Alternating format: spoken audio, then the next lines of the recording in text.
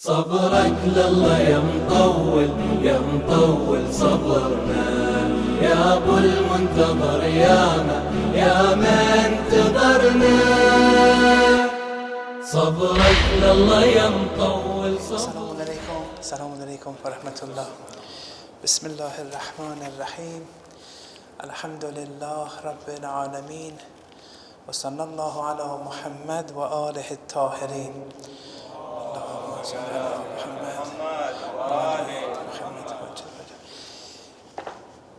It's an honor to be with you, brothers, once again, and thank you for giving me this opportunity. Tonight is a special night in the sense that we're talking about an individual, Imam Hasan and Askary alayhi salam. The father of His Holiness, His Eminence, Imam al-Mahdi, Ajjalallahu ta'ala farajah sharif.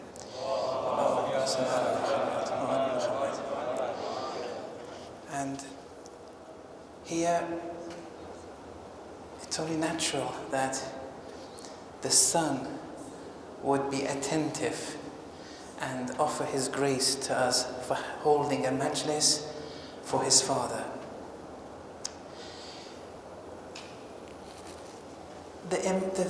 The last few Imams, usually they're not talked about too much.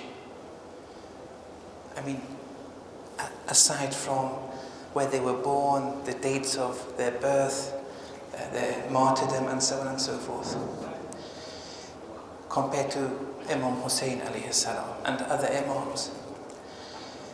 And the reason that this is so is not that they were lesser individuals, astaghfirullah, the Imams.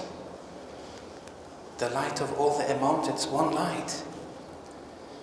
The reason goes back to us. We are distancing ourselves from the last few Imams. We're doing something wrong. We don't want to follow their protocol. We don't cover the last few Imams at all over a lifetime. Because if we wanted to practice what they had taught us, it would be very difficult. You may say, no, but with Imam Hussein, we remember Imam Hussein, there's no problem there. But even there, it depends on whose side you are in Karbala and why you're crying.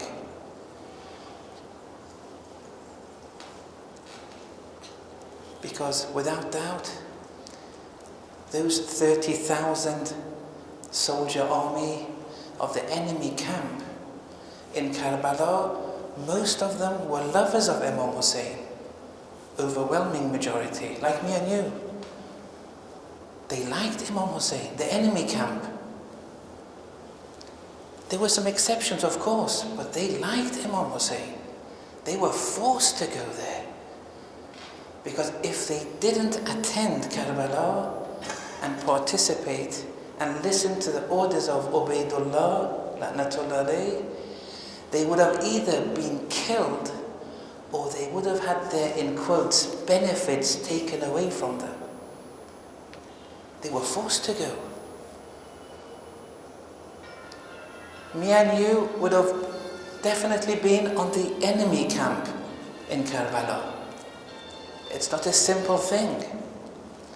There's no room for complacency. If Islam is under attack, for example in the UK, in America, the Muslims there, they bow down to, let's say, Boris Johnson, to Donald Trump. Islam is under attack, but they bow down. Why?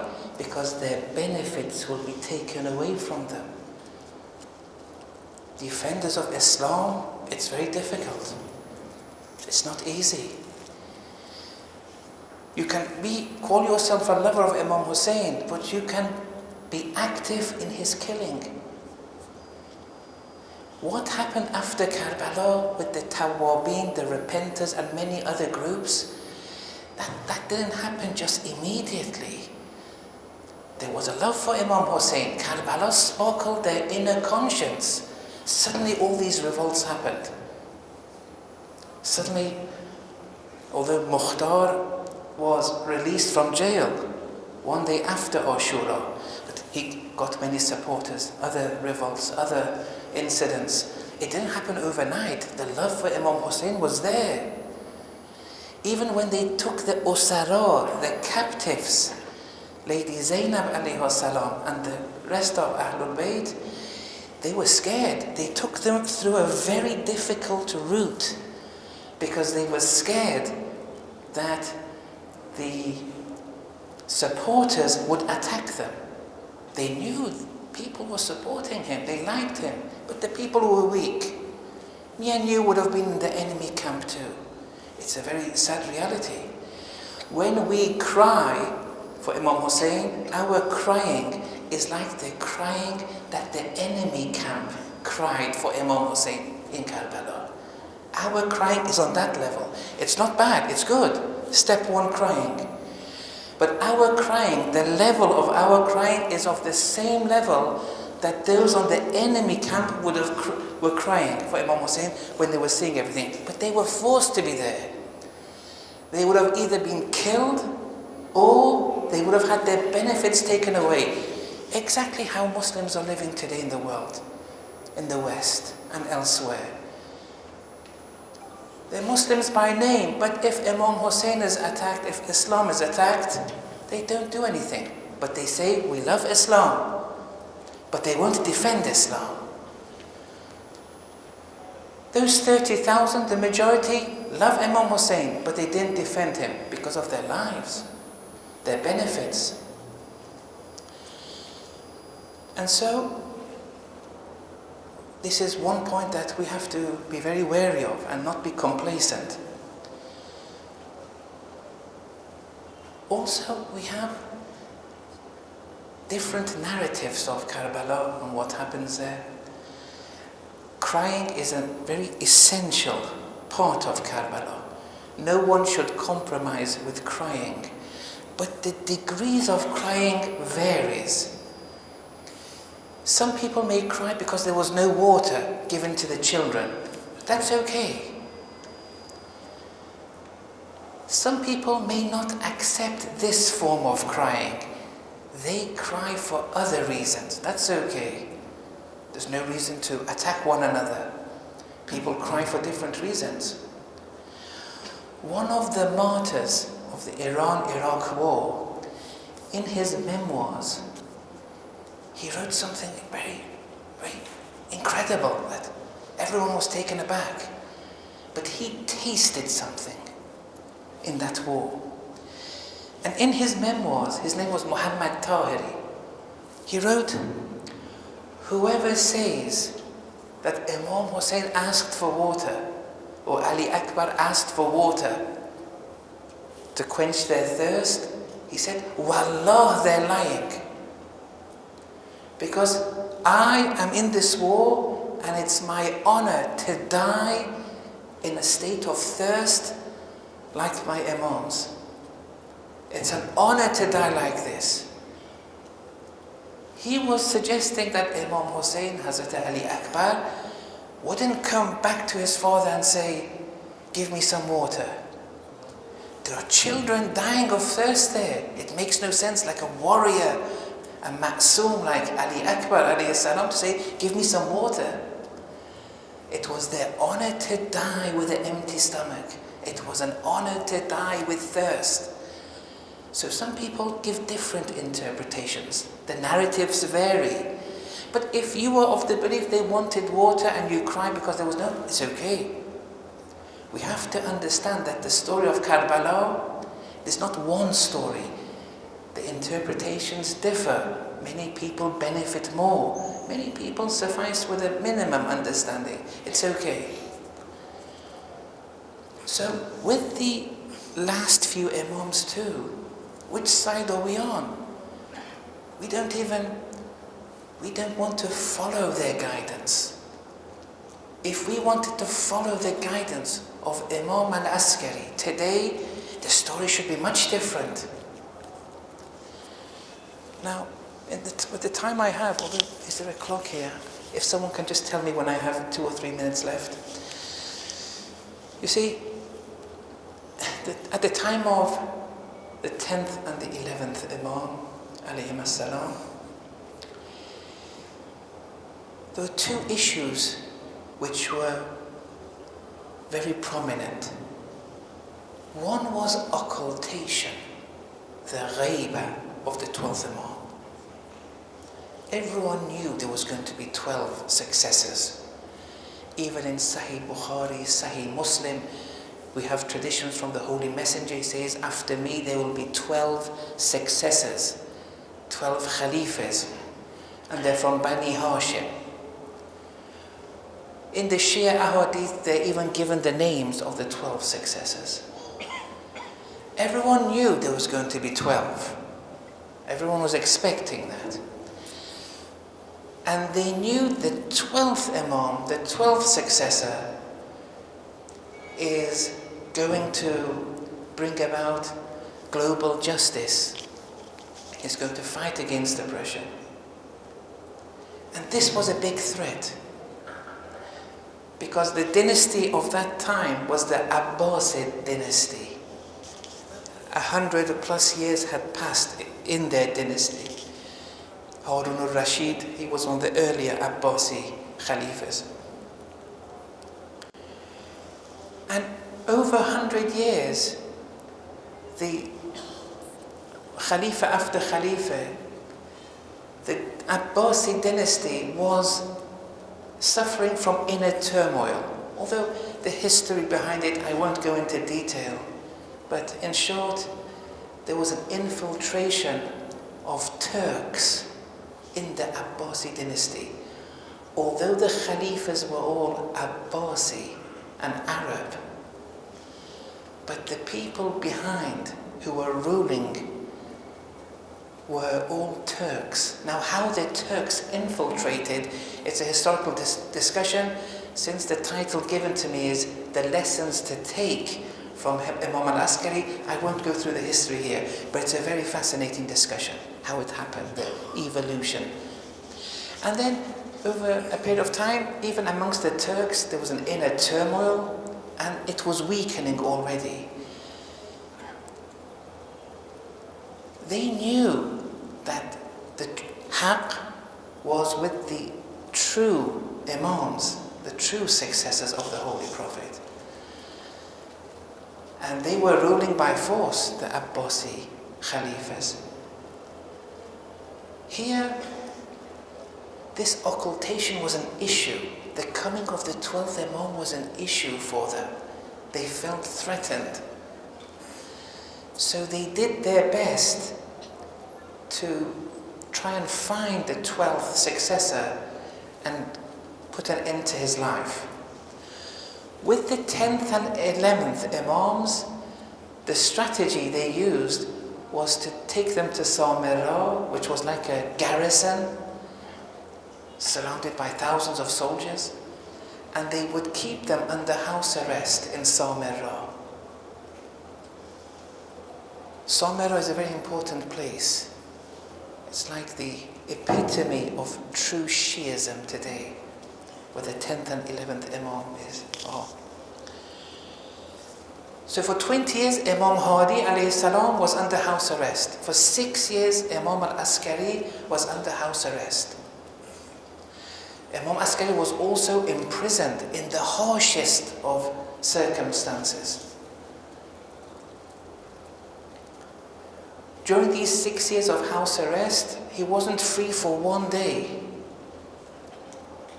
And every Monday and Thursday, he had to report to the palace in Samarra and say, I'm still here. He wasn't allowed to exit. This was very belittling. To tell the 11th Imam, you have to report at the palace on Mondays and Thursdays. It's very belittling. But the Imam, he never decided by his own self-will. His will was annihilated in Allah's will. he never did anything of his own choice. His actions were Allah's actions. His words were Allah's words. If you want to be a leader, a true leader, it's very important to have a very close relationship with Allah. It's very important not to have an ego.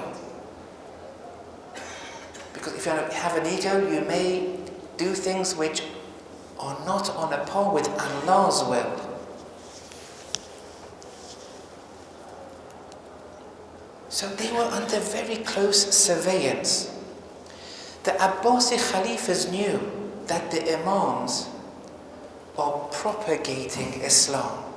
They knew this was part of their mission, to propagate Islam and to go against oppressors and even to start uprisings against oppressors.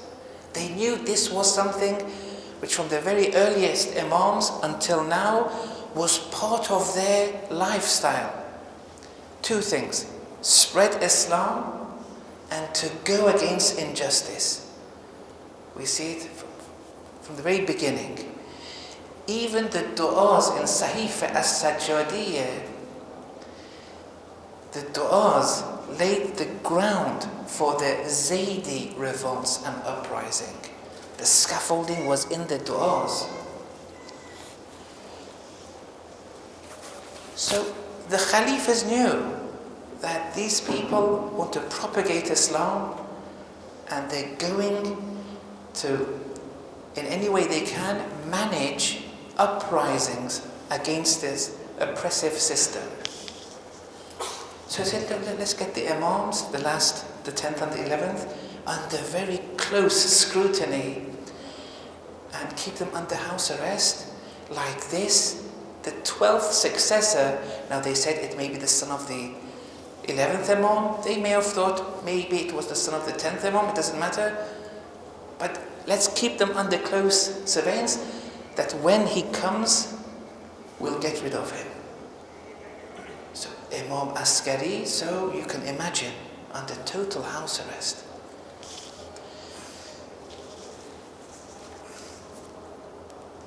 These uprisings during the time of Imam Hadi, although he was under house arrest, although his followers would also be taken into prison, there were 13 revolts during the 20 years of the house arrest of Imam Hadi alayhi salam. To manage these uprisings against the Taghut, against the tyrannical dictatorship of the Abbasi Khalifas, was something that if you are a follower of Ahlul Bayt, you can't live a life you can't live an uprising-free life. You have to always propagate Islam and you have to always go against injustice. If you don't go against injustice, you're going to be resurrected like those Abbasi Khalifas. And that's why I say we would most probably be in the enemy camp, even in Karbala. We're not ready to go against injustice. We have to live a life where we would be ready to defend and have our lives taken for haqq. Now, you may become martyred, you may not become martyred, but you have to do something that proves that you were ready to die for Islam. Now, the result doesn't matter, but you were ready to die. You have to do something concrete. If you don't have that, you're going to go and face your Imam in the hereafter in a state of embarrassment. You're not a true follower. Don't expect his shafa'ah.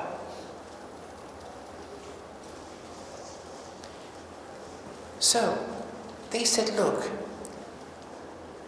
they're managing these uprisings, they're propagating, we have them under house arrest, but they have contact with their followers. For example, the Mondays and Thursdays, when Imam Askary would report to the palace, that was an excuse for the followers of Imam Askary alayhi salam to attend his presence and walk with him to the palace.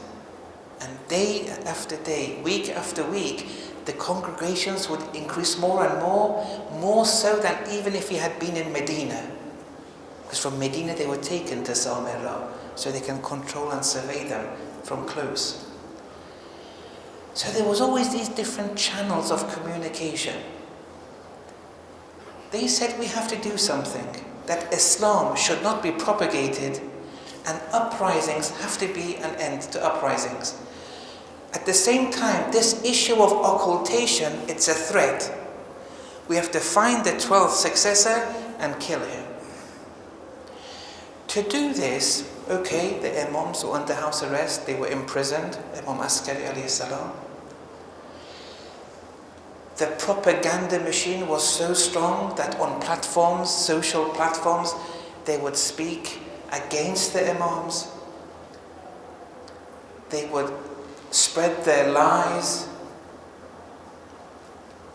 And they would use a platform in their own favor and wouldn't give any platform for the teachings of Ahlul Bayt. The followers of Ahlul Bayt were so sanctioned that historical reports say in a given family at the time of Imam Askary alayhi salam, the women would do their salat in turn because they didn't have enough clothing. So one of them would do salat with clothing, take it off, give it to another, they would do their salat in clothing. Now look at the extent of the sanctioning they did. Why? Because they didn't want them to propagate Islam. They've sanctioned the followers of Ahlul Bayt. They don't want the followers to do uprising. They don't want Islam to be spread.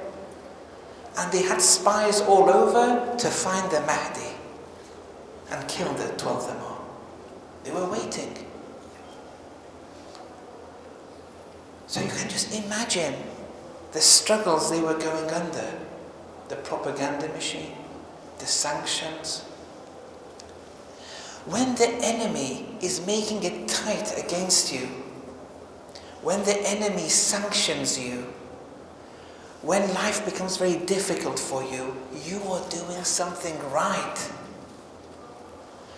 But when the enemy praises you and you work with the enemy, you work with the enemy government, you speak and compromise with the enemy, you're doing something wrong. The reason we don't, as we should, follow the steps of Imam al-Askary, we're not ready to follow that kind of lifestyle. We're very comfortable as we are. If Islam is attacked, we don't make too much of an issue in defending it.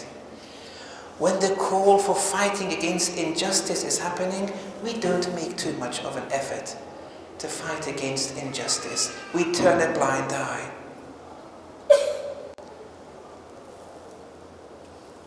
Imam Kadhim alayhi salam, under his time there were also many revolts. One of them was Shaheed Hussein in the district of Fakh.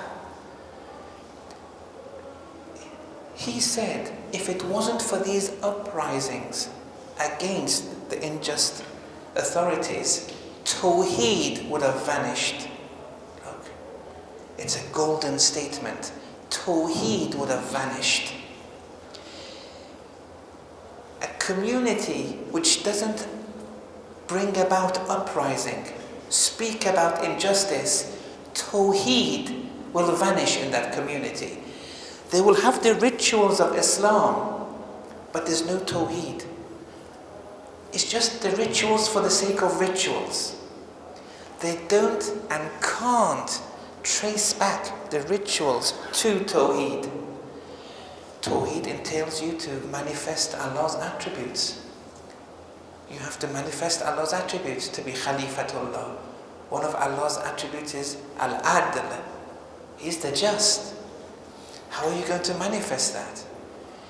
If you turn the blind eye to manifesting Allah's attributes, it's the beginning of the end. You can't just suffice with a few of Allah's attributes and not others.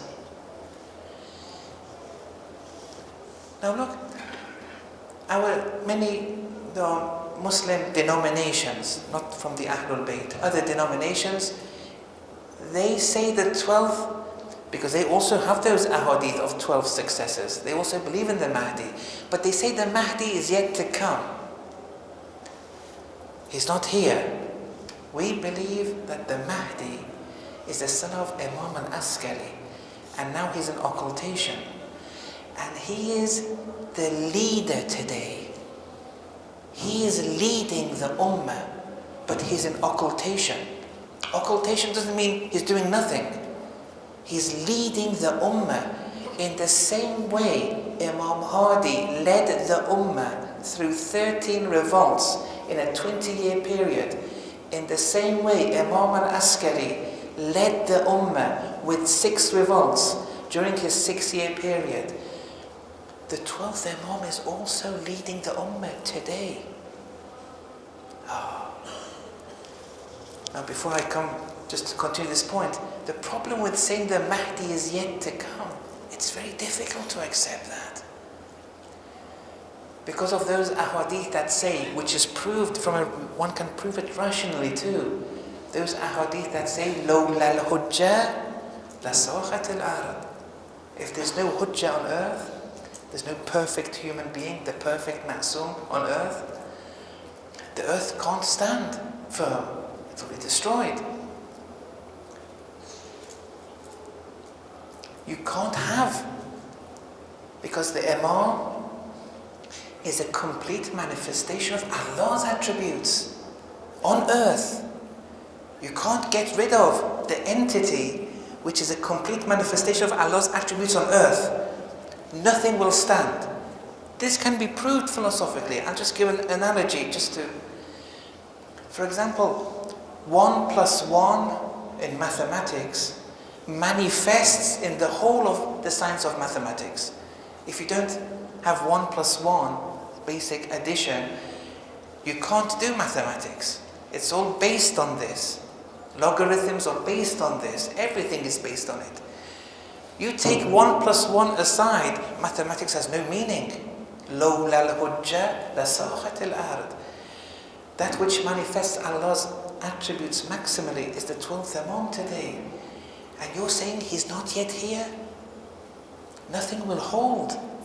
That which manifests Allah more, if A manifests Allah more and manifests Allah's attributes more than B, A becomes a cause for B. If there's no A, B, C, D, none of it can exist. You take 1 + 1 additions aside, none of mathematics will exist. And so there are many scholars, we believe they're Sunnis, but people like Ibn Arabi, in his book he gives the names of the 12 Imams. And the 12th Imam, he says it's the Mahdi, the son of Imam al-Askary. And many Shias, they curse him because of certain interpretations he has of Tawheed. But I mean, he's a Shia. But other denominations, they say the Mahdi is yet to come. It's very difficult to swallow that. Now, the 12th Imam is the leader today. And he is leading the Ummah. Like the 10th Imam did, like the 12th Imam did. Now, a question. Where is the 12th Imam manifesting most in the dunya today? To answer this question, you have to understand Imam al-Askary and what he did. Because occultation was near in his period. Occultation is a reality today. But occultation was becoming more and more a reality in the 10th Imam's time, 11th Imam's time. The 12th Imam is an occultation. But the 10th and 11th Imam that we are so distant from, they showed what the duties are during a semi-occultation. They were under house arrest, but they were still leading. two things were important: the propagation of Islam and the fighting and uprisings against injustice.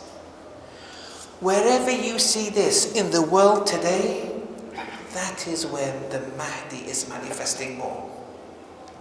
Wherever you see this less, that is where the Mahdi is not, his ideals are not being manifested more. At that time, they had a propaganda machine. They wouldn't let Islam be propagated. It's what's happening today in the West. They're not allowing true Islam to be propagated. Look how they're treating scholars. Look how they're treating Muslims. Look what they're doing to Muslims. Look, who are they sanctioning? Who are they levying the sanctions against? If they're not sanctioning you, you're doing something wrong. The lifestyle needs to be changed. You have to do something, live in a way that, in quotes, hurts the enemy, that they want to sanction you. You have to be a threat. Otherwise, it's going to be very difficult. And today you can objectively see where the Mahdi is manifesting more. And then you can see where people are not followers of the Mahdi. During the time of the 10th and 11th Imams, in the Muslim Ummah, after every revolt, a certain area would be taken away from the ruling authorities of the time, and they would live independently. They would succeed, little by little, until the total overthrow of the Abbasid dynasty. But uprisings, you can't be a Muslim and not think of fighting against injustice. It's problematic. This is the lesson we take from Imam al-Askary. That we have to defend Islam and fight against injustice. If we fail in these two regards and bow down to the ruling authorities, the Boris Johnsons, the Donald Trumps and the like, yes, we've lost. If you're living under non-Islamic guardianship, you can't be comfortable living there. Because eventually, sooner or later, you'll become desensitized when you live under a non-Islamic guardianship. You become desensitized to the atrocities they're causing around the world. And then you turn a blind eye. What's the solution? What's the key? You have to live in a manner that you're ready to give your life. Until that happens, see yourself on the enemy camp. I'm not saying you will be martyred or not, but you have to act in a way that you're ready to die for Islam. It may be one act, but that one act will be in your CV in the hereafter. That you do something that you're ready to die. It may be going to war, it may be fighting a government, it may be fighting a local injustice that is happening, but we can't be complacent. Complacency has no room place.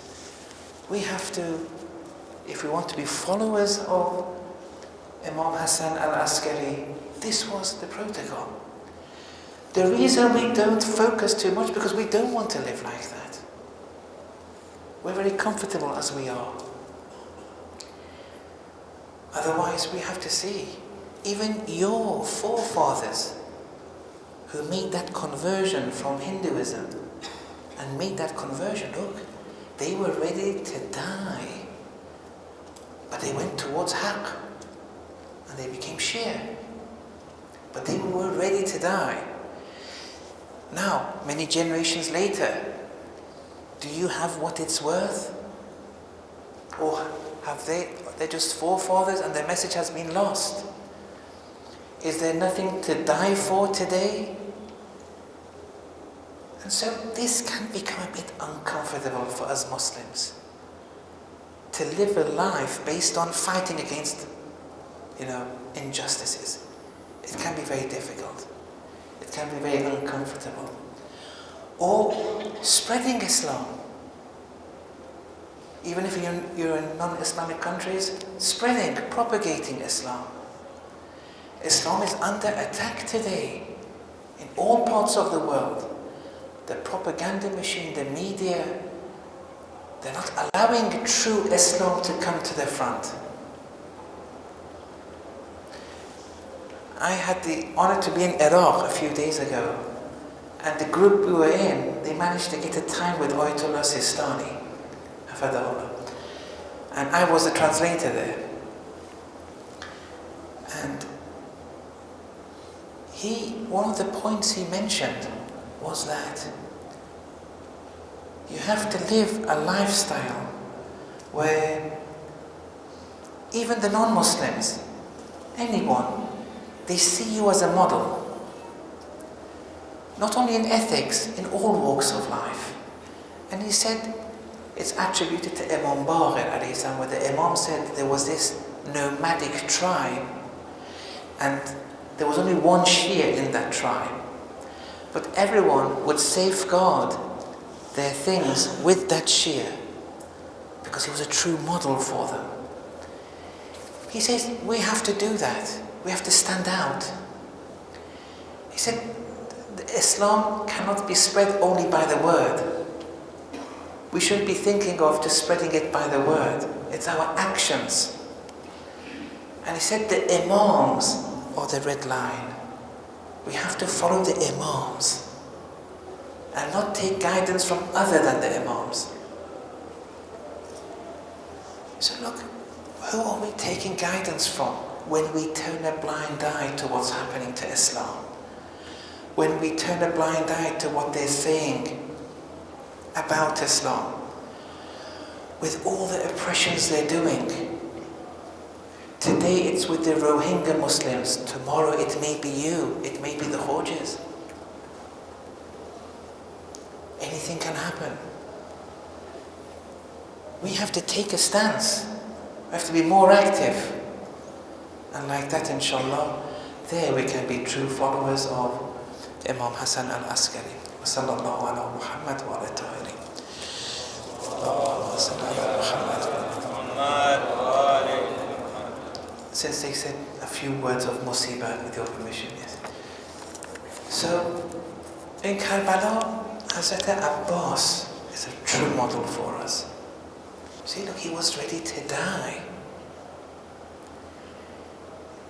He was ready to give everything for the cause. And when he was combating, they attacked from behind, they amputated his left arm, his right arm. One by one, he said, but I'm going to support, I will eternally support this religion. The religion of the Holy Messenger who is trustworthy, who is Ameen. He is the true Prophet. I will eternally support this religion. This is something we have to do. But look in action. Now for us, it may lead to our martyrdom, it may not lead to our martyrdom. But if you don't be ready to die for Islam, you're not Husseini yet. And when the captives finally went to Medina, Lady Zainab alayhi salam, they won't even recognize her after all the atrocities that was against her. Al-Banin was there waiting. Because 3 days before they entered Medina, Imam Sajjad said, stop, go and tell them we'll be there in 3 days. And he spoke to the people, the captives. He gave a sermon. It was important because he wanted to explain exactly what had happened, because there were different narratives given to what had happened. He wanted everyone to speak on the same wavelength. But anyway, when they eventually got to Medina, Al-Banin was there. Look, he said, where's Hussein? They said, Abdullah, your son, has been martyred. Where's Hussein?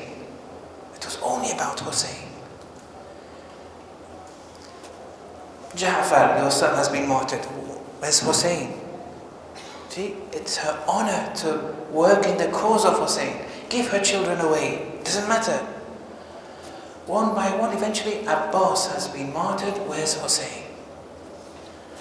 And then Lady Zainab said, Hussein has been killed, and went through what happened. This was very difficult. It was very difficult for al-Mu'mineen. Some reports say that she thought for a while and then said, I'm not sure how Hussein could be killed, because Abbas was there. I'm guessing Abbas's arms were amputated, otherwise Hussein would have been here. Ala la'natullahi ala al-qawmi al-zalimin. Wa sallallahu ala Muhammad wa ala